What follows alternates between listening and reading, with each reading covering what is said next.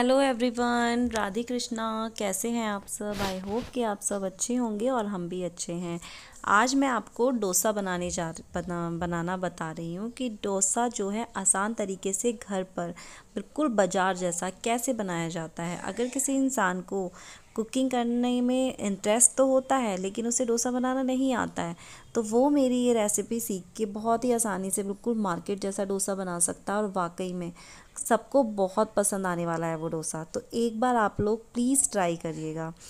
और अगर मेरा वीडियो आपको अच्छा लगे तो प्लीज़ मेरे चैनल को लाइक, शेयर एंड सब्सक्राइब करना ना भूलें। चलिए तो मैं रेसिपी शुरू करती हूँ।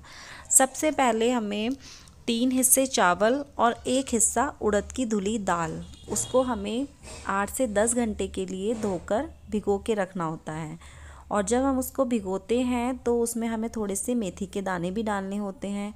और एक ध्यान रखने वाली बात ये है कि चावल जो यूज़ करने हैं हमें वो थोड़े मोटे वाले चावल होने चाहिए, उसका डोसा अच्छा बनता है। उसके जब हम 8 से 10 घंटा अपने उसको दाल और चावल को भिगो के रख देते हैं, उसके बाद हमें उसे पीसना होता है। मिक्सी में पीस लेते हैं। तो जब हम उसे पीसते हैं तो हमें उसके बैटर को ना तो ज़्यादा मोटा पीसना होता है ना ज़्यादा बारीक पीसना होता है। एक मीडियम बैटर जो होता है हमें वो पीसना होता है, जैसे आपको दिख रहा है कि किस तरीके से पीसना होता है। उसके बाद जब ये बैटर पिस जाता है तो फिर हमें इसे फर्मेंट होने के लिए कम से कम 12 से 15 घंटे के लिए रखना होता है। गर्मियों के दिनों में तो जल्दी फर्मेंट हो जाता है लेकिन सर्दियों के दिनों में थोड़ा टाइम लग जाता है। बैटर जितना अच्छे से फर्मेंट होगा उतने ही अच्छे से बैटर जितने अच्छे से फर्मेंट होगा उतने ही अच्छे हमारे डोसे क्रिस्पी और करारे बिल्कुल बाजार जैसे बनके तैयार होंगे। तो हम मिक्सी में पहले अपना बैटर पीस लेते हैं, फिर उसके बाद हम उसे फर्मेंट होने के लिए रख देते हैं। उसके बाद हमें हमारा बैटर रखा गया। फिर उसके बाद हमें उसके लिए मसाला तैयार करना होता है, आलू का मसाला जो हमें डोसे में स्टफिंग के लिए चाहिए होता है।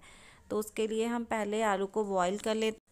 आलू को बॉईल करने के बाद कढ़ाई में थोड़ा सा कुकिंग ऑयल डालना है। उसके बाद उसमें राई, करी पत्ता, हरी मिर्च, अदरक डाल के हमें थोड़ा सा भूनना होता है।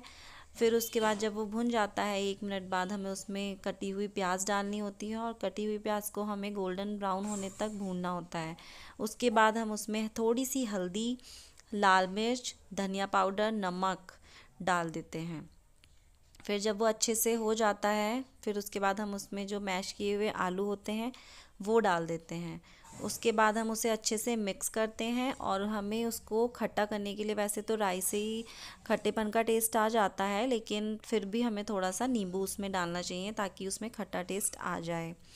फिर उसके बाद हरे धनिए डाल करके अच्छे से मैश करके आलू को हम रख देते हैं।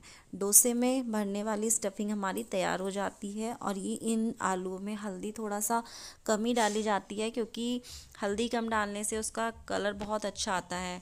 ये मैंने इसमें नींबू डाला था तो उसमें नींबू के 1-2 बीज गिर गए थे तो वो मैं अपने हाथों से निकाल रही थी।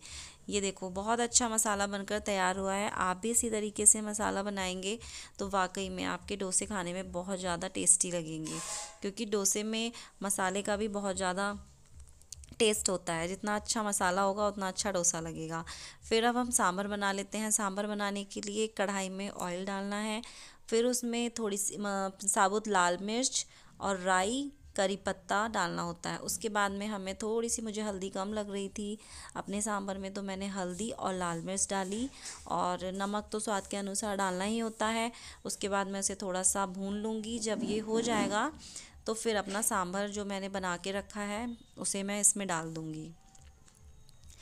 और सांभर में जो है हमें ये डालने के बाद में हमें खटाई को जो इमली होती है उसे हमें भिगो के रखना होता है। फिर उसका इमली का जो गूदा होता है, मतलब उसका पानी, वो हमें इसमें डालना होता है खट्टेपन के लिए। और जब ये हो जाएगा इसके बाद में इसमें 2 या 3 बड़े चम्मच सांभर मसाला डाल देंगे। फिर उसके बाद इसको अच्छे से चलाएंगे। एक बार थोड़ा सा टेस्ट करके देख लेना अपने टेस्ट के अकॉर्डिंग। अगर आपको नमक, मिर्च या फिर सांभर मसाला, अगर किसी भी चीज़ की या खट्टेपन में कुछ भी थोड़ी बहुत कमी लगती है, अपने टेस्ट के अकॉर्डिंग आप वो कर सकते हैं जैसा आपको पसंद हो। और हाँ, अगर आपके पास इमली ना हो, कभी घर में ऐसा होता है कि हमारे पास इमली नहीं होती है, तो हम इमली की जगह सूखा जो खटाई पाउडर आता है, अमचूर पाउडर, उसका भी यूज़ कर सकते हैं, या नींबू का यूज़ भी कर सकते हैं। तो हमारा सांभर बन के तैयार है। उसके बाद मैं आपको ये बैटर दिखा रही हूँ जो फर्मेंट हो चुका है। तो ये कितना अच्छा फर्मेंट हुआ है। उसके बाद उसे एक ही डायरेक्शन में हमें थोड़ा सा फैटना होता है। और हाँ फ्रेंड्स, आपने जितना भी बैटर बनाया है उस सारे बैटर में एक साथ नमक ना मिलाएं, क्योंकि नमक मिलाने से जो होता है हमारा बैटर पतला हो जाता है। तो जितना हमें थोड़ा थोड़ा करके जो हमें यूज़ हो सके उतने में ही नमक और पानी डाल के थोड़ा पतला करके, जैसा मैंने आपको अभी पहले दिखाया ऐसी कंसिस्टेंस, तो जैसा मैंने आपको पहले दिखाया ऐसा बैटर होना चाहिए हमारा। फिर उसके बाद हम तवे को जो है थोड़ा सा प्याज काट के उसमें थोड़ा सा, और तवे पे थोड़ा सा ऑयल डाल के उस प्याज को डालकर पूरे तवे पर अच्छे से फैला के हम अपना तवा तैयार कर लेते हैं, ताकि हमारा डोसा जो है उस तवे पे चिपके ना, अच्छे से क्रिस्पी और करारे डोसे बन पाएँ। फिर जब तवा तेज़ गर्म हो जाता है तो हमें पानी में थोड़े से ऑयल डाल के, कुकिंग ऑयल डाल के हमें रखना होता है अपने पास में। और जैसे बाज़ार में या शादी वगैरह में जो डोसा बनाते हैं तो उस पर वो पानी के छींटे लगाते हैं तवे पे, हमें भी इसी तरीके से हमें अपना तवा सेट करने के बाद जो होता है अपना डोसे का बैटर उस पर डाल के गोल गोल एक ही डायरेक्शन में फैलाना होता है। फिर जब उसके ऊपर हमें ऑयल लगाना होता है और जब वो सिक जाए तो फिर उस पर हम अपना मसाला लगाकर उसे फोल्ड कर देते हैं। हमारा डोसा तैयार है। आई होप आपको ये मेरी वीडियो अच्छी लगे। Please like share and subscribe.